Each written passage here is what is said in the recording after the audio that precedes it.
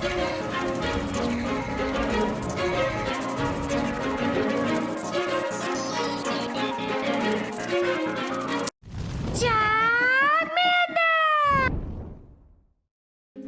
guys, Can You Charm Us here? Today I'll be your judge, your jury, and your analyst, and today I bring to you my top 5 teams for the Retro Cup. So these aren't actually, these are just a few teams I practiced with and do really well against a lot of combinations, or they're just generally what you would see a lot in Retro Cup. Retro Cup is a very stale meta. I would say not as much as Fossil Cup was, but it's still pretty stale. It's Open Great League with bans. That's basically what the Retro Cup is. And your favorite Walrein Trevenant core that is obscenely overpowered and should not be allowed in any cup is returned and to be used. So yes, I don't even know why they decided to bring this one back. Instead of making a brand new cup or something like that, like the Fossil Cup, you instead decided to bring this one back. This is why I'm kind of scratching my head right now as to why you decide. Retro Cup is garbage. It's not that great. It's really not. It's very lazy. Well, then again, Pokemon Go PvP in general is lazy as far as design. It's not complex. It's not super complex at all. And it's not balanced at all. So, yeah. So what am I complaining about? It's the same dang thing. Yay, Niantic, right?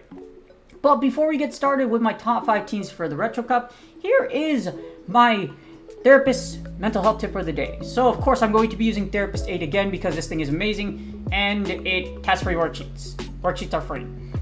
So this is about about best possible self or visualization. So visualization is very powerful because you visualize something, a future where everything's gone right. It's very akin to solutions focused therapy, which is my modality, where there's something you want and there's goals you make it. So let's pick those steps to get you there. For example, if you really want Legend and Go Battle League, then you have to go ahead, practice battle as much as you can so that you can make up all those points so that you can become a legend. Or if you're like me and you're just trying to make content so that you can just stay consistent because you don't care about Legend, you made it there already, and you just really don't give a crap about playing Go Battle League right now because it's just obscenely broken. Guess what? Just play when you want to and you don't have to worry about it. So what makes it important about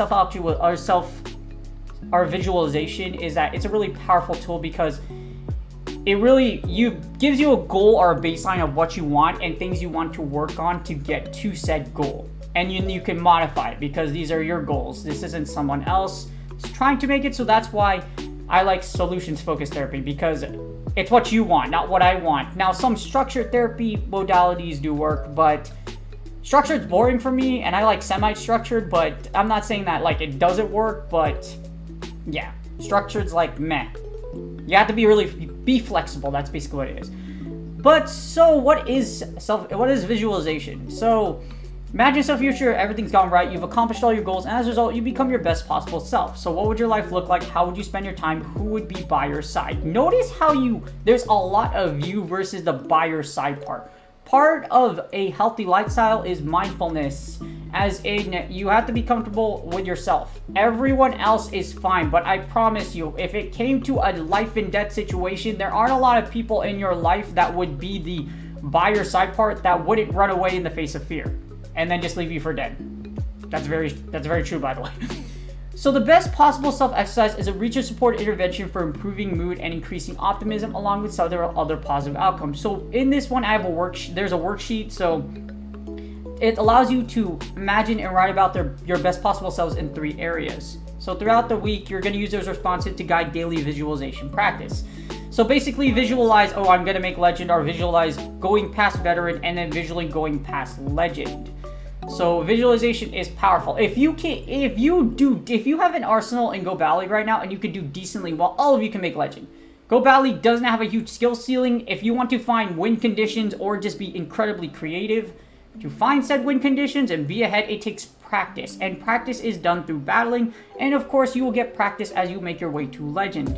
If you have thousands of battles already made, like I do, I think I have freaking 20,000. And you still have things to learn. But most of the time, you will recognize your thing. And my best possible self is... I'm already my best possible version of myself. That can improve even more. So, yes. There's really not much I can do to get better.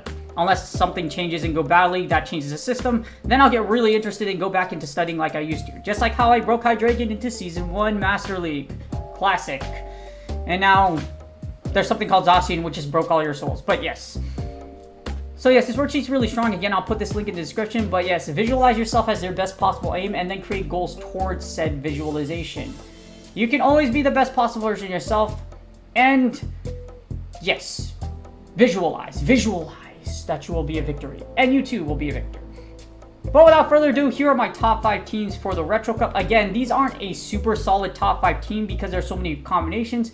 But these are just these are just components I took together from the ones going around and still do really well. Without further ado, let's get started. So Retro Cup isn't that far removed. In fact, I have no idea why they decided to bring this one back. Like, was it really that popular? I don't know. Retro Cup is really stale just because when you remove... There's still basically... Pokemon Go PvP has something called a meta. And that meta has like 50 different things that can be meta. So there's no balance. There's no, oh my gosh, this is so unique or it's stale in comparison to other games. Pokemon Go PvP meta is garbage because there's nothing that limits super meta Pokemon like Trevenant, Walrein, etc. or like top 5. When you ban a top 5 or something like that, guess what? Another 5 are equally as good as the other one or if not better in certain combinations. So that's just really, Pokemon Go PvPs just, they just need to revamp everything because this whole like specialized cup crap just doesn't work. And obviously can't get most of our player base to have it work anyway, so. Along with that, Retro Cup hasn't been really that changed. You're not going to notice a lot of combinations actually changing for the last time it was around, so you're probably going to just use the same team you did before. I saw a lot of Vigoroth in the last time, so I decided to use this one. Vigoroth as a lead, Nidoqueen as a safe switch, and Trev to close out. Nidoqueen can take back switch against Frostless if you use Stone Edge, and if you manage to double bait with Poison Fang, you can go ahead and just Stone Edge it to death. When it comes to Frostless, you can also just straight Poison Fang it, and then after that, you will lose switch, but you're gonna stay in the zeros, and you can farm down your opponent's Frostless and then close out with Trevenant and Vigoroth. So there's like ways you can kind of create like energy leads, etc. In fact, a Retro Cup is a lot like Open Great League. Yeah, it's a lot like Open Great League. Just banning fairies, dark types, and steel types. That's literally it. Open Great League, but banning those 3. And of course, a lot of new meta stuff don't encompass those 3 types, so. This team is basically just all damage. What I did in practice, it's literally just damage. You're not going to have a lot of bulk. A lot of combinations will just get absolutely nuked by this team, or you're going to body slam a lot of things to death with Vigoroth. Overall, still a pretty good, as you see, like pretty good combination over the overall meta. Walrein Trevenant is still really dangerous, and of course, Lickitung is really powerful, which is why you have Vigoroth lead. You lose the lead, safe switch, and Nidoqueen, try to make something happen, and then close out with Trevenant and Vigoroth. Pretty generic team. Your only thing you really have a problem with is probably Diggersby. I already gave you that how to play against Frostless, and of course if you lose the lead, just safe switch into Nidoqueen anyways. And then hopefully you can close out with whatever's in the back. Decent threat score. Diggersby isn't a super high threat in this cup. With the presence of Frostless, Diggersby is kind of outpaced. Along with that, Diggersby is still weak to Vigoroth. The only reason it has a really good chance in the one shield is because Diggersby is so bulky. But you still will generally lose against Vigoroth, so just putting that out there. But pretty generic team. Again, Vigoroth still is out there, and it's still really good in Open Great League, especially for the Retro Cup. Alright, next up you have arguably the strongest safe switch outside of Deoxys defense, I think. Well, actually it is, Lickitung is the strongest safe switch. So, as you see, you have Araquanid, Lickitung, and Frostless. Lickitung is just absolutely broken. It is so damn thick as a level 50 that it encompasses the bulk, and you probably saw it in regionals a bazillion times. That's because even though Lickitung does have a fighting type attached to it, usually those fighting types are psychic types, or they're just pseudo fighters, which means they're fake fighters, as in Deoxys defense, or you have something like Medicham. So Lickitung versus Medicham isn't a bad matchup because Lick does super effective damage, and like I mentioned, Lickitung is thick. This is a bulky team. Well, not super bulky, but your lead and your switch are going to be very bulky. Araquanid does really well in this meta for the sheer fact it's able to wall rain, and it does really good against Trevenant, because Trevenant seed bombs don't hit a lot, and you can also debuff with Bubble Beam, and Bug Bust hits for neutral damage. Lickitung is solid to take out those ghost types, and like I mentioned, Lick is a really good move because Ghost is weak against Ghost. And of course, Frostless closes out as one of the most powerful closers in the Retro Cup. Frostless is Queen, and the Frostless 2-shield strat is still really dang good. This team has really good grades across the board. Super bulky, even though Frostless isn't super bulky, Araquanid and Lickitung are thick enough to make it up for it. As you see, Lickitung versus Araquanid, it actually isn't a super bad matchup. Power Whip does neutral damage. The only thing is one-turn fast moves. One-turn fast moves and debuffs and just a whole bunch of annoying, just throwing charge moves back and forth. That's basically what Araquanid and Lickitung looks like, especially the Lickitung mirror match. Really solid team across the board. As you see, a lot of picks you're not really going to see. Castform, Blaziken, Tentacruel, and of course, you're going to see Lickitung. So this team does really well against a whole bunch of combinations just because of the fact that you have two thick Mons and then you can close out with Frostless. Or even with Araquanid's Bubble Beam, you can go ahead and just debuff and annoy your opponent, especially if Araquanid is locked into a Wall Raid. So if you lock Wall Raid into Araquanid, which Wall Raid is going to be out here a lot still, you have a pretty good chance of winning the lead. Again, really solid team. Doesn't really have anything that really super hard counters all three of these Mons.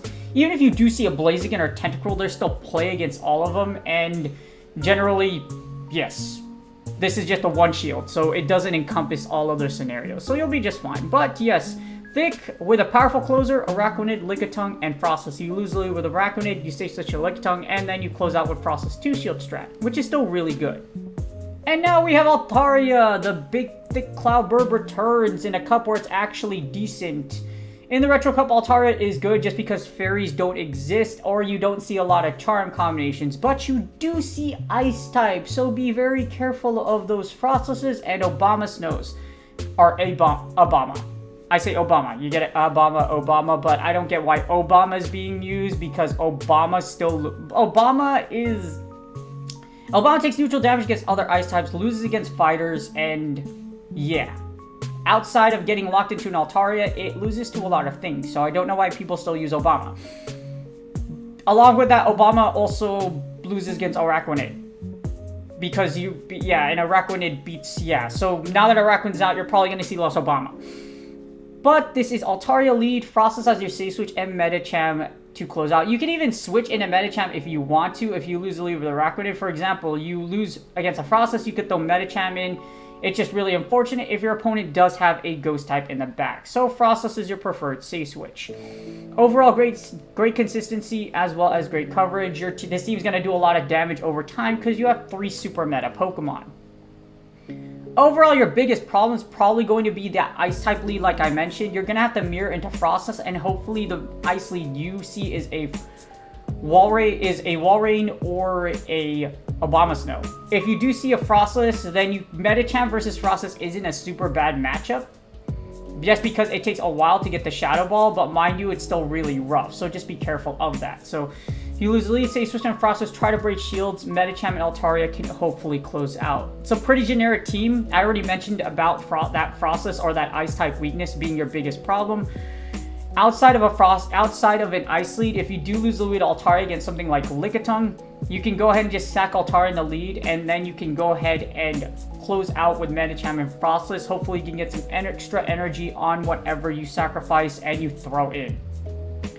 So, very generic team. All 3 of these mons are super meta. If you have them, likely they're already built or still just waiting to be used for the Retro Cup.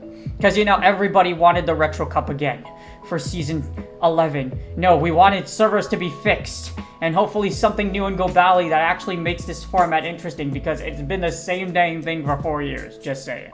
Alright, Shadow Alolan Marowak. This thing is very, very powerful if you manage to get energy with it and it doesn't happen to get nuked by one move.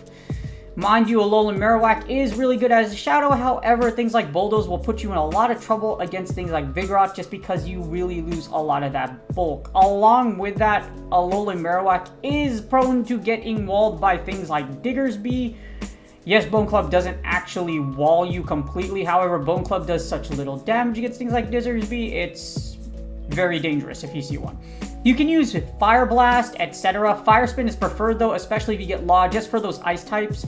Ice types are going to give you a lot more of a problem, and even if you do get Hex, you don't want Marowak onto a ghost type like Cofagrigus, because Cofagrigus has things like Shadow Claw. So, along with that, you don't want to get walled by normal types, because Hex versus normal types, yeah, you're going to get that energy, but at the same time, Fire Spin does give you a lot more play against a lot more things versus if you were to use Hex, which is why Fire Spin's more preferred. This is Marowak lead. You have Lickitung Safe Switch as usual, and Walrein to close out. Yes, Walrein does statistically rank as the strongest Safe Switch, but the problem with Walrein is basically fighters. Fighters will give you a hard time with Walrein. Things like Deoxys Defense and Vigoroth in the back will just beat you to death. And with the presence of Araquanid nowadays, you can easily just literally wall Walrein. So yes, the Walrus isn't as dominant as it was before. But it's still really good, which is why you're still going to see in the lead a lot. Great stats across the board. Your biggest problem is going to be Lickitung. Lickitung, yes, you don't hit. Yes, Lickitung does charge moves are ineffective against Alolan Marowak. However, because of the fact that Lickitung's only weapon is basically you licking it to death, it's still not a comfortable matchup. And this is only the one shield.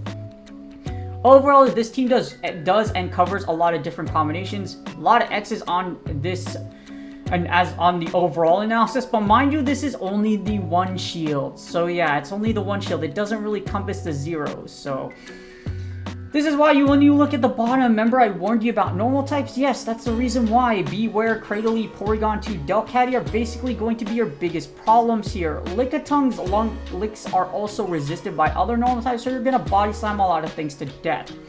But normal types are basically just going to be your biggest issue. Alolan Marowak can still do a lot of damage. The problem is that if you do see a Lickitung, Bone Club doesn't do a lot of damage. So you can use something like Fire Blast to throw your opponent off, or if you really want to, just throw it in and force the mirror with Lickitung, and then you can try to close out with Walrein and Shadow Alolan Marowak. Mind you, Power Whip still hits really hard against Walrein, and Lickitung is still super thick. So if you see one in the lead and you try to mirror, you're going to have to try to be a little mindful of energy, try to get a little energy ahead of your opponent, or have your opponent give up the Lickitung, and hopefully Alolan Marowak and Walrein can close out in the back. And last but not least, this team is still really good. We got Walrein, Trev, and Lickitung. So technically, this is the most powerful team. You can even put Deoxys Defense if you don't have a Lickitung in this slot. So if you put Deoxys Defense, it basically functions mostly as the same thing, as you see here. So if you don't have a Lickitung XL, you could use Deoxys Defense, and bam, both of them still serve as the most powerful team. Walrein Trevenant is an incredibly powerful core. That doesn't change here. It's like, as much as I hate to say it, if y'all ever watch the Gundam series for anime, Gundam Seed Destiny is one of my favorite animes. I like it a lot. The only problem I have with that particular series is they recycle the fighting scenes over and over again, except for a very few instances. So like literally every scene is like recycled, just like Go Battle League where every team is recycled. Doesn't matter how fancy you are, regionals, everyone's like, oh my god, this is spicy. No, it's not. Wigglytuff is not spicy for Open Great League. It's still really freaking good. It's just it's not being used as much as other things, but it's still really freaking good. So that's why Walrein Trev is a problem and should have been banned in regionals. And that's why Open Great League is a terrible format for, it's a terrible format for competitive. Yeah. Anyways, great grades across the board, with only bulk giving you a problem, which is basically Trevenant being the only thing that gives you an issue with bulk. Overall, this team does a lot of damage overall, has a great amount of coverage, and just absolutely just chucks a bunch of charge moves outside of Lickitung, or Lickitung's coverage does really well against things like, for example, power whipping other Walreins, and of course body slams do chunk over time if they're not resisted. Overall, the only thing that'll give you an issue is another Lickitung itself. Walrein versus Lickitung isn't a bad thing. If you call the Power Whips, you're pretty safe. If you don't call the Power Whips, you're in danger. So you can choose to just sacrifice Walrein in the lead and then come in with your own Lickitung or Trevenant, or just try to win the lead outright. If you do get a hard lead, lost lead though, like a fighter or something of that sort, then you want to switch into Lickitung. Lickitung's going to be your mainstay switch here. You don't want to send in Trevenant just because Trevenant doesn't enjoy... Well, you can actually use Trevenant or Lickitung, but Trevenant can close out against... Trevenant and Walrein can close out a lot against a lot more combinations than Lickitung would. So that's why you want to use both of those, and that's why that core is so strong. Because one move or the other is going to do a whole lot of damage. Along with that, if you do see an Araquanid in the lead, Lickitung can do a decent amount of chip before you send in Trevenant, and then hopefully Trevenant can, with that energy lead you get from having that matchup against Araquanid, if they do happen to stay in, hopefully Trevenant and Walrein can close out. But the reason why that core is so good, again, they're just super overpowered. And at this point, as of this time, both are really inaccessible unless you really, well, Trevenant a little more accessible, but for Walrein, you have to spend 2 Elite TMs. So, yay barrier to entry, right? Yay making the game more available for other players or newer players, because you need newer players nowadays. It's really, yeah. Overpowered core. Big, thick, licky in the back. Equals meta team. Very simple. Lose lead against Walrein, stay switch to Lickitung, and Walrein Trev close out. That's basically it. And that's game! I am really excited for the Retro Cup. No, seriously, I hope you guys are actually enjoying this. Like, well, there's a lot of lag. A lot of people are losing games for no reason. Regionals is a joke. Yeah. Open Great League is a terrible meta. There needs to be a change. When will that change happen? When Hell Freeze is over and Niantic runs out of money, which will never happen. Because everything is just going to go towards raids. Just kidding.